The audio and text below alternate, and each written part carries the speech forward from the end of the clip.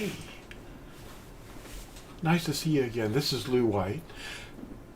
Thanks for visiting so often. This is nice. I wanted to talk to you today about something that people have misunderstood for ages, and it has to do with the revelation that was given to Yahuchanan, or John they call him, in chapter 13 about the mark of the beast. Only it's given to you in a riddle, and people don't recognize it as a riddle until you put things together and you say, you know what, that's got to be a riddle, because there's missing information that people don't have. And of course, in the chapter 13 of Revelation, the thing that's missing for the people that don't get it, the mark of the beast, they don't know what it means, is wisdom. You have to ask yourself, what is wisdom? And you also need to ask yourself, what's the beast? What's that? A beast? Wait a minute. Let's take these blinders off. Maybe we'll be able to see better.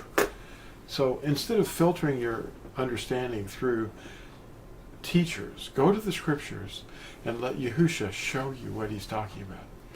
The thing that they do, he wrote down, involves buying and selling. The one that cannot buy and sell, that's the way it's phrased, does not have the mark of the beast. The one that cannot buy and sell.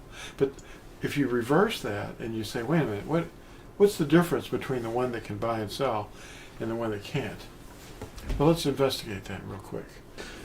The mark of the beast is a riddle that has to be interpreted with wisdom.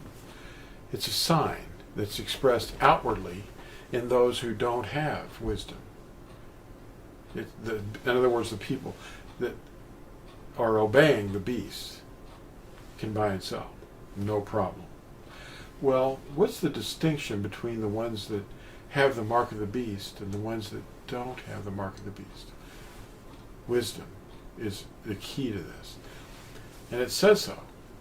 It's a riddle that can't be solved until you get wisdom. Now, wisdom is the Torah, the instructions of the eternal covenant. If you have that, then you can say, wait a minute, there's one day when we can't buy and sell. And it's obvious to those that obey the commandments. So the obedient ones don't have the mark of the beast, because we do stop. It's not like you're going to starve to death or not be able to find work or feed your family or anything like that. That's what the big scare was. But you see, the people that have been interpreting it and writing all the footnotes and books on the subject, they didn't have the wisdom. But the wisdom is like something a child can understand if you have his instructions, which give you wisdom. The beast, what is that? The beast is the world order. It's the way the world thinks. It's the things the world does. And it trains the inhabitants of the earth, and it controls their behavior. In all the cultures, since Babel, we're prompted to jump on certain holidays. Well, what's a birthday? Where'd that come from? That's one of the holidays that the beast gave us. See, birthdays are not scripture. The ones that celebrated birthdays that are in the scriptures were pagans, rulers, pharaohs, people that did not follow Yahuwah.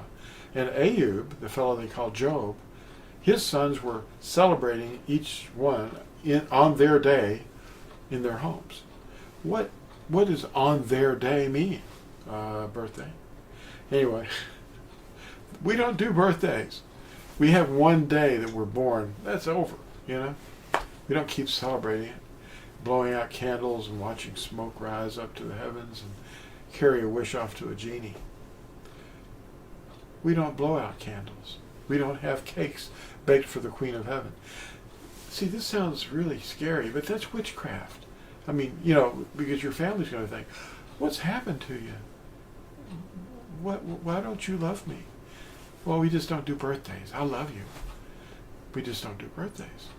Well, what about Christmas or December 25th, the birthday of all the sun deities. We just adopt that and go, oh, let's change that. Let's pretend that this made-up name, J-E-S-U-S, was born on that day. Well, his name is Yahusha. It's Hebrew. It's the only name he has.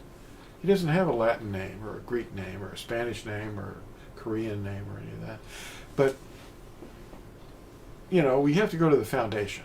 Get down and dig. Find out what his name really is. So those without the beast's mark are obedient to Torah. They understand wisdom, and they have it, and they don't buy and sell because they know how not to do so on certain days, because they belong to Yahuwah. We're his family, and we know better.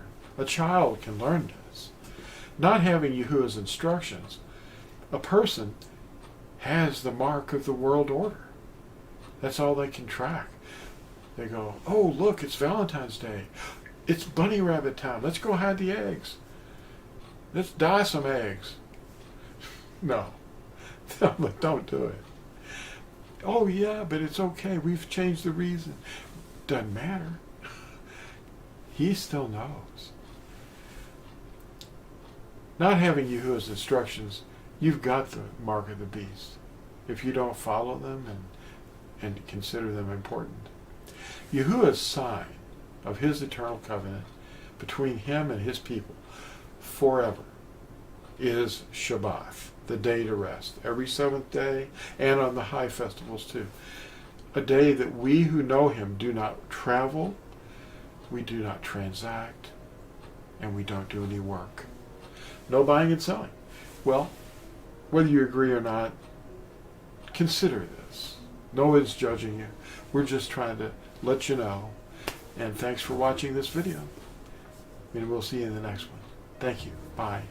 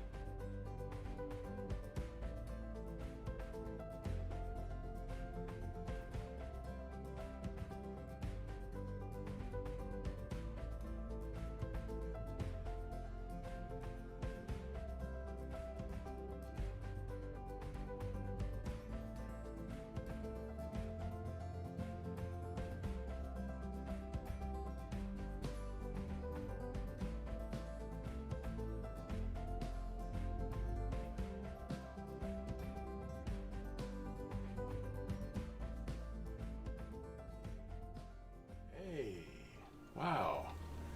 Today we're going to talk about a riddle. Now I know we can really spend a lot of time on this, but we don't have to.